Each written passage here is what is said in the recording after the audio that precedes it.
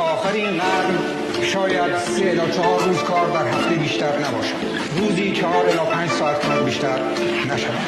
یکی از مطالبی که ما باید حل بکنیم چگونه اوقات بیکاری را ما برای مردم حل بکنیم.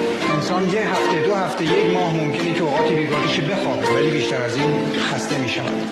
کسانی که اپرا دوست دارن، کسانی که کنسرت دوست دارن، کسانی که سیرک دوست دارن، کسانی که تماشای این قبیل چیزها را دارند، باید به اندازه کافی سالن‌های اپرا، سالن‌های کنسرت، سالن‌های تئاتر، نمایش، همه چیز براشون فراهم باشد.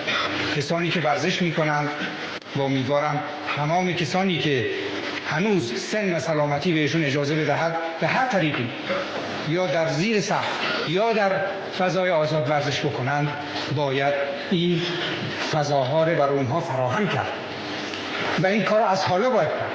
دستگاه مسئول حاکمه یعنی دولت فضای لازم را با پیشبینی جمعیت مملکت و تمدن مملکت و اون سطح بالای تمدن مملکت از حالا در نظر بگیرد.